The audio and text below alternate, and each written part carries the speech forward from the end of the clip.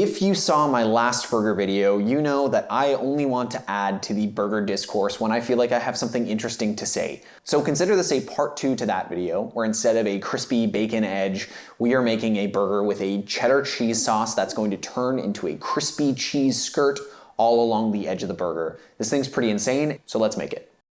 Like most millennials who grew up watching the Food Network, I watched a ton of diners, drive-ins, and dives. There was a burger in California that was topped with a handful of shredded cheddar cheese so it would overlap and get crunchy on the flat top. I always dreamed of eating that, and I recently saw a burger topped with a cheese sauce that created a similar crunchy cheese edge.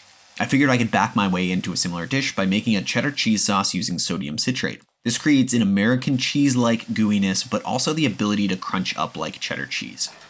Whenever I make a burger at home, I try to get everything I need within arm's reach beforehand, and I think you should do the same. I'll gather my buns, slice some pickles, and grab any condiments. For the patty itself, I'll weigh out 4 ounces from 80-20 ground beef and season one side with salt and pepper. I like to compress this into a ball, but don't make it too tight or that's going to make it tough in the end. 80-20 gets you a juicy burger, and 4 ounce feels like a nice size for this, but feel free to go larger if you'd like. This is basically everything we need except the delicious cheese sauce. To make our cheese sauce, we need to grate 50 grams of medium cheddar cheese. I like Tillamook, not at all sponsored, it just feels on brand for the Pacific Northwest. Add your cheese to a sauce pot along with 40 grams of evaporated milk. To this, add 2 pinches of sodium citrate. It's going to seem like not enough, but I promise this little amount will be enough to emulsify the mixture.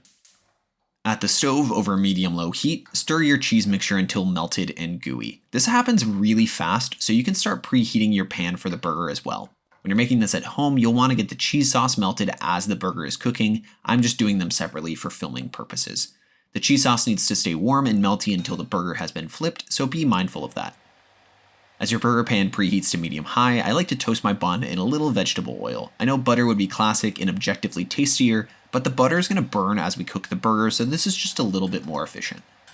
Once the bun is nice and toasted, take it out of the pan and let the oil begin smoking in preparation for the patty.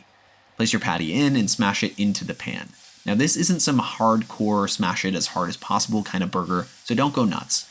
We need a little bit of height to the patty so it doesn't overcook when we place the cheese sauce on the second side. The sauce needs a minute to turn crispy, so a thinner burger doesn't work as well for this. Season this top side with salt and flip the burger once you see a crust form. Immediately pour the warm cheese sauce so it drips over the sides of the burger. Turn the heat down to medium-low and let the liquid evaporate from the part of the sauce that's touching the pan. This is going to take a little time, so be patient with the cheese. Keep an eye on the color on the underside just to make sure it doesn't burn, and turn the heat down as needed. Once the cheese has solidified into one single unit, it is ready to go. Place your patty and cheese on a bun with the toppings of your choice. As I've said before, I prefer ketchup and mustard over a generic burger sauce any day. Pickles work really well and do a ton of work in a burger like this, as the salty cheese would be kind of overwhelming without them. They really help pull the whole thing into a nice balance. The cheese itself has all the benefits of both cheddar and American, including flavor and texture from both. If you are a cheese lover, this burger is an absolute must try. The edge of this is like a Cheez-It in every bite. It's pretty delicious. In full transparency, I don't think I made this one perfectly though. The skirt doesn't go all the way around the burger, and I lost a little bit in the pan as I was working. I'd prefer to have full crunchy coverage, but it didn't work out like that, and I'm okay with it. While switching camera angles, I actually burnt one earlier, so I was a little bit hesitant as a whole. Most things you see on cooking YouTube may not be as perfect as they appear, so just be mindful about that. I want to be a little open and vulnerable with you guys. Even though this wasn't perfect, it's still a delicious and fun way to make a burger, and I definitely recommend trying it. Thank you so much for watching. If you're looking for more cooking content, I made a steak au poivre video you should definitely check out. Consider supporting me on Patreon like these amazing people do. Cheers.